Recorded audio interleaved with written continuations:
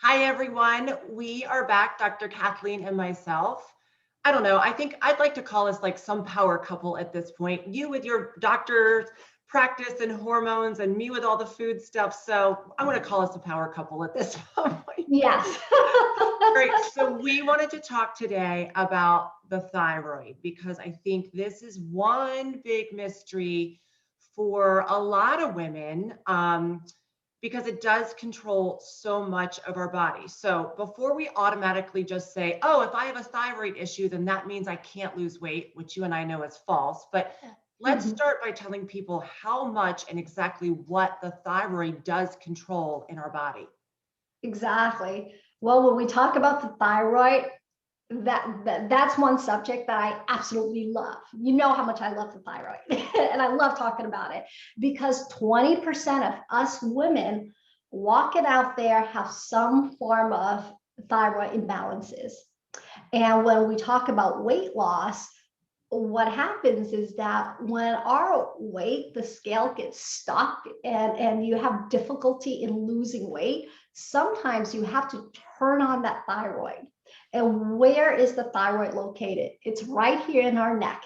And that small little butterfly gland does so much for the body. That's your metabolic machine as well.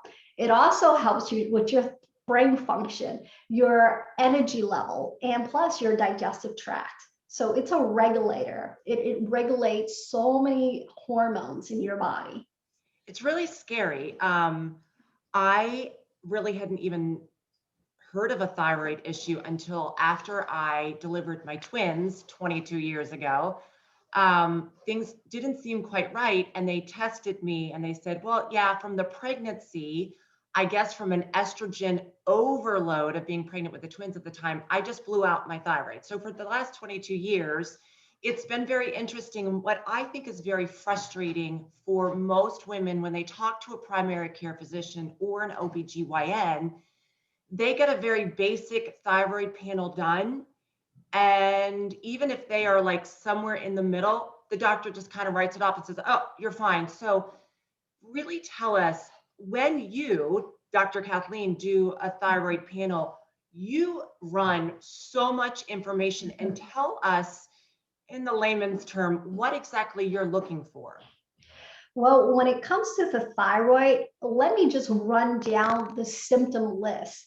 I always go through what I call the signs and symptoms. So you can actually look at yourself in the mirror and it's so funny because I had a patient this morning. She's like, you must really enjoy looking at people because you're like, oh, she's got a thyroid problem. Oh, that's a low estrogen. Oh, that's a metabolic syndrome, But this is what I do. Yeah. So anyway, there's 10 signs and symptoms of what I call an imbalanced thyroid. So let's start with just the facial stuff, okay? Missing third of your eyebrows. So if you look at yourself in the mirror without the makeup, if you're missing a third of the outer part of your eyebrow, that's a thyroid deficiency. That's Wow. probably a hypothyroidism. Your hair falling out or hair thinning, it's like, oh, there's hair in my shower drain, but when we were younger, the hair falls out, the hair grows back. But as we age, the hair falls out and it doesn't grow back because the thyroid is needed for that to function. And we'll talk a little bit more about that too. Dry or wrinkled skin. Doesn't matter how much you moisturize yourself, your skin gets dry. You can write like the ABC on your skin and you can actually see it. So dry skin or wrinkled skin. Brittle nails. Nails gets really brittle. It just kind of like crack and breaks. Cold all the time. You're in a room and you're the only one with that thick sweater on Right. or that jacket on. You got a thyroid problem, and we can pick that out, right? And then weight gain. That's the most. I want to say that's the majority of patients coming in. They're like, doesn't matter what I try to do. I try to exercise. I try to eat right, but my weight. It's difficulty in losing weight. And it's not because the program's not working. It's because sometimes your hormones need to be optimized, like your thyroid. Yep. Swelling all the time, like swollen hands, swollen feet, ankles. Like sometimes if you look at the upper part of your eyelid, if it feels a little bit swollen, like you're retaining fluid, like puffy eyes, that's a form of a hypothyroidism. The next one is low energy. It does not matter how much sleep you get, you wake up tired, you go to bed tired, you're the one that's yawning all the time. Thyroid deficiency. Constipation. I see this in a lot of patients, like the younger people. They're like constipated, you know, that they don't poop. And I was like, okay, when was the last time you pooped? When was the last time you had a bowel movement? 9 days ago. I'm like, oh my gosh. It's like pooping in that potty and not flush it for 9 days. Oh, it smells. Of course it does. That's what's happening in your body. So when you're constipated, your thyroid is supposed to kick in and allow your stomach to contract to push that toxic out of your body. But if it's sitting there, it's going to leach somewhere. It's going to leak somewhere. And that's where they call it leaky gut, autoimmune, or whatever they want to label it. And the 10, number 10 is slow. People that are so slow. I'm sorry. I grew up in New York City and they're like so slow. It just drives me crazy. They're sluggish, they're slow, they move slow, they talk slow, they function so slow. That's a form of hypothyroidism. Yeah, it's crazy. You grew up in New York. I grew up in Philly. We are fast walkers. We are fast talkers. And when someone doesn't walk fast, I'm like, oh my gosh, hurry up. Totally get it. You know, it fascinates me. I knew a number of those dealing with thousands of clients every single year, but the eyebrow one, that one really waked me out. That is crazy. Yes. We know that women generally are dealing with this. Do you have any sense of what percentage of men are dealing with a thyroid issue, or do they pretty much not? Oh, yes. Oh my gosh, men as well. You know, number one, you can pick them out. They have like slow and belly fat and they're like tired all the time. And I'm seeing more and more men are coming in here when I optimize their testosterone. I sometimes have to optimize the thyroid, especially when they're exercising and they're eating right and the scale just won't move on them, you know, that stubborn weight or that weight gain. But yes, I want to say now it's about 10%, but because men don't go to the doctors like women do, like they only go to the doctors when they're totally broken. You know, us women, we're very, I want to say that we're very in tune to our body. We're smarter. Right. You know, we're smart. We're very proactive. So we're very in tune, but that's part of our nature. But yes, I think there's a lot more men out there than what the stats are telling us. I also think it's interesting, you know, having dealt with a thyroid issue for 22 years, it is very fascinating that not all medicines are created equal. Like we know about Synthroid, we know about levothyroxine, we know about Armour, we know about Tironicent, and I'm probably butchering some of the names, but it is fascinating to think the medicine that I was on 22 years ago no longer works for me. And you and I've recently talked, the medicine that I was on, my insurance no longer covered in January of this year. So I had to switch over to Armour, which historically has not really worked for me. And so now I'm waiting. I came back to you and I'm like, something's not right. I don't think the Armour is working. So you and I are going to be talking about that soon. But I think it's really important for every woman to understand that not every thyroid medicine is created equal. And it's very important to find a doctor who looks at the full picture to say, this is why this isn't working.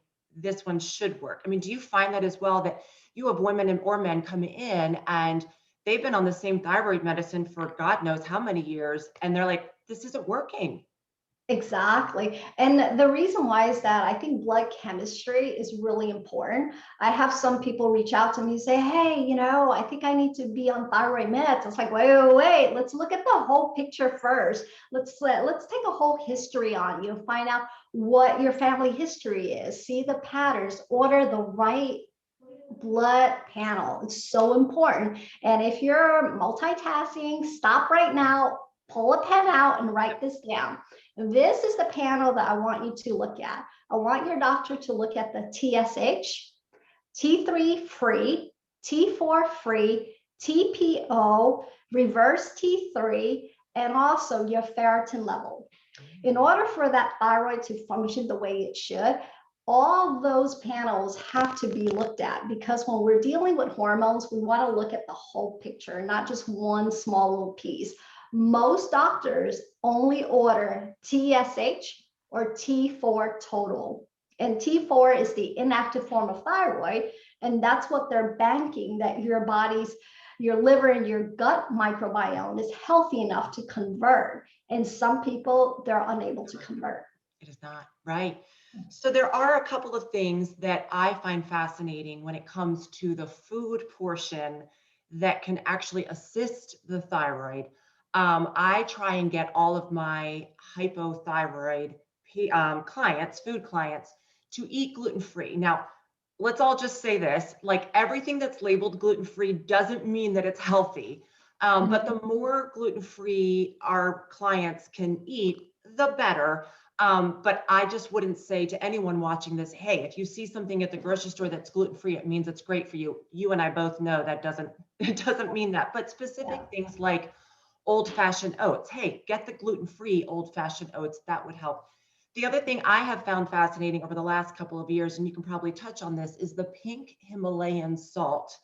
I try and I say to clients, like, why are you using table salt? Do you realize it's been bleached and that's why it's white? And there's no micronutrient value in that. So, hey, salt doesn't have to be bad, but it has to be the right salt, which is the pink Himalayan salt. So educate us a little bit more as to why the pink salt is so great. Yes, I love the pink salt, number one, because it's not bleach. And when it's bleached, they throw chloride in it to bleach it. And here you are eating it. So it's not the salt that's killing it. It's the sugar that's killing you. It's not the salt, So your doctor should kind of like change their little nutritional preaching to talk about more about the, sugar, decreasing your carb load. But anyway, that's another video. So why I love the pink Himalayan salt is because it is rich of what we call trace minerals. There's 84 minerals in that little pink salt. And what it does is that it really helps for your thyroid to function properly, and your kidneys and your organs. See, we did not gain that weight overnight. We did not get those hormonal imbalances overnight. It's through time, and it all starts out with the little micronutrient. So if you're able to just add a little bit of that into your daily routine, that'll be wonderful. Yeah. And one electrolytes that I love to tell people to make on their own is water. Put a little bit of that Himalayan pink salt in your water, squeeze half a lemon or lime in there, and there goes your, Gatorade, your natural Gatorade. Yeah, because we all need that natural pH balance, alkalinity balance within our bodies to function and feel great. Last thing I wanted to cover with you is when it comes to food and nutrition, obviously we both preach whole foods, single ingredient foods that don't have a nutrition label on them because they don't need it, right? The fruits, the vegetables, the meats, all those things. But what's also important, I think that people discount is the intermittent fasting part of how that helps with our hormones, therefore helping with the thyroid. And right now we are signing people up for our June round of intermittent fasting, and they get their personal meal plan and they get all the recipes that they need. And we know everyone's going to be busy the month of June with traveling and graduations and all the things, weddings maybe. So we are keeping our meal plan super easy. But from the standpoint of regulating hormones and the thyroid, how do you see intermittent fasting helping with that? Okay, so for those that did not watch last week's video, go and find it and watch it when we talk about insulin resistance. It all is all tied together, I promise you, and it will all make sense one day. But the intermittent fasting is important because what it does is that it gives your digestive tract a little break. It gives your cell a little break. So it opens up the receptor cells in your body. So the nutrients is able to cross over, especially your thyroid, it's able to cross over and it's able to activate your energy source, your mitochondria. That would kind of like kick in, and it's able to help you burn glucose as energy, which is sugar as energy, and it helps to utilize your body a lot better, boosts your metabolism, get you to have the energy that your body needs to sustain throughout the day. And Right. plus, it really helps for your brain function as well. Yep.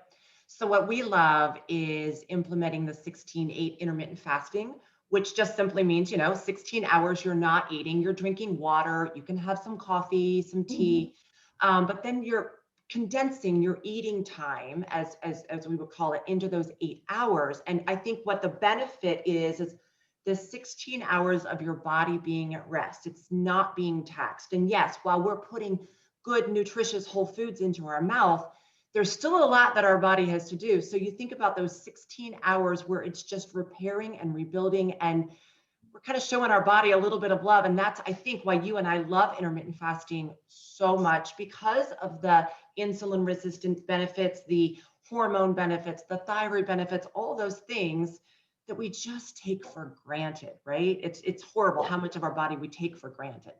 Yes, and actually, there's like if there's golfers out there that are fans, Phil Mickelson, if you kind of like check on his Golf Digest, he just talked about how intermittent fasting really helps him. That's amazing. And we're talking about pro golfers here, Right, pro athletes that right. use that stuff to really to energize them. It's not just about weight. It's not just about weight. It's your mental well-being. It's about like the overall health. It's about waking up your own stem cells so your cells can repair itself without having to be placed on all sorts of medication. Right, right. Perfect. Thank you so much. Great thyroid information. I think it's really important to review that list of 10 signs or symptoms that are so fascinating, especially that eyebrow one. That is so crazy. Yes. Can I give Thank, one more tip? Can I give yeah. one more tip? Okay. How do you know if you need more fats? How do you know if you need like essential fatty oils or how's my DHA and all that stuff? If you're lacking of fat, if you take your arm and just kind of like feel behind your triceps, behind your arm, if it feels kind of like bumpy, you need the good fats. Wow. I mean, your body can tell so much about your inner health.